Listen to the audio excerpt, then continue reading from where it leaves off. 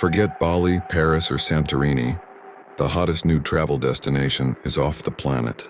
Last week, Blue Origin pulled off another suborbital joyride. 6 civilians, 10 minutes, one breathtaking view. Price tag? Roughly $500,000 and for a few minutes of weightlessness. Meanwhile, in China, CAS Space just announced its first passenger flights by 2028. Panoramic cabins, 7 passengers, 1 launch every 100 hours. Tickets, about 2 to 3 million yuan. Around $415,000 each. What used to be science fiction is now a luxury weekend plan. Virgin Galactic and Blue Origin already flirt with the edge of space, 60 miles up past the Kármán line. But beneath the thrill lies something deeper. A story about economics, geopolitics, and even climate. Because this new race to the stars might change life on Earth more than we think. Space tourism isn't just a billionaire's hobby. It's an economic experiment. Reusable rockets, safety systems, life support. These come with billions in fixed costs. At $500,000 per seat, it's a playground for the ultra-rich, but also a testing ground for the technologies that might someday make space accessible. Remember early air travel? In the 1930s, only the wealthy could afford to fly. A few decades later, budget airlines opened the skies to everyone. Space might follow the same trajectory, if companies survive long enough to scale. Each successful launch pushes the cost curve down a little more. And every billionaire who flies helps fund the research that could make it cheaper, safer, smarter. But this isn't just about tourism, it's about power. Space has always been a geopolitical playground. In the 1960s, it was the US and the Soviet Union racing to the moon. Today, it's the US and China racing for commercial orbit dominance.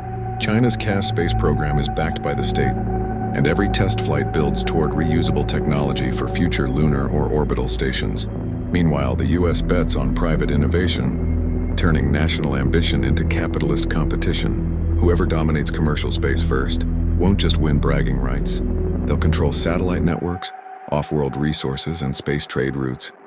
The next Silk Road running through the void.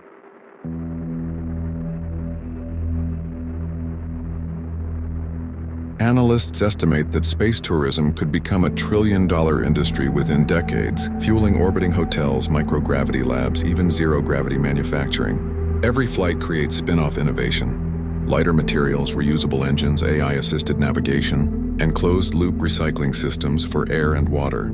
These breakthroughs could reshape industries back on Earth. From cleaner aviation to smarter logistics and sustainable energy, investors know it. Billions are already flowing into what they call new space.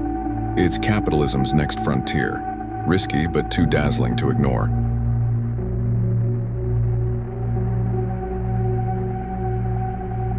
But here's the cosmic irony. While billionaires chase zero gravity, their rockets are adding very real emissions. Each suborbital launch releases tons of carbon dioxide and black carbon into the upper atmosphere, where it lingers for years. The carbon footprint of a single 10-minute joyride? About the same as one person's entire year of air travel. Supporters say it's the price of innovation, that space tech will yield cleaner fuels and better climate monitoring satellites. Critics call it indulgence wrapped in progress. So, can the dream of space travel coexist with a warming planet? That question's still up there, waiting for an answer.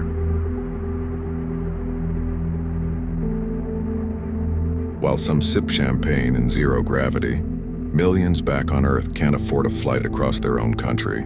It's a familiar pattern. Luxury leads innovation, then trickles down. Cars, phones, air travel, all once toys for the rich. But it raises a deeper question. Who gets to see Earth from above? To experience the overview effect, that profound realization of how fragile and united our planet truly is? Maybe space tourism isn't about escape, but about perspective. A brief reminder that home, this blue marble, is still worth protecting.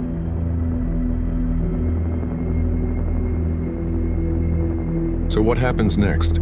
If launch costs keep dropping, we might soon see orbiting hotels, research hubs, and yes, off-world mining. The next gold rush won't be in California. It'll be on asteroids rich in rare metals. Space vacation is no longer a pipe dream.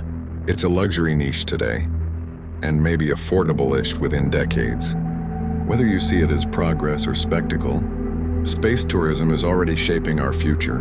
In science, economics, and even politics. Would you spend $500,000 to see Earth from space? If you had the dough. Maybe the real journey isn't about how far we go, but how much we understand about where we came from. This is the Private Observer, watching the future unfold one story at a time. But the story doesn't end here. Every view changes how we see the world and how the world sees us. Share that view and subscribe to us if you'd like to keep looking deeper, because the sky is never the limit.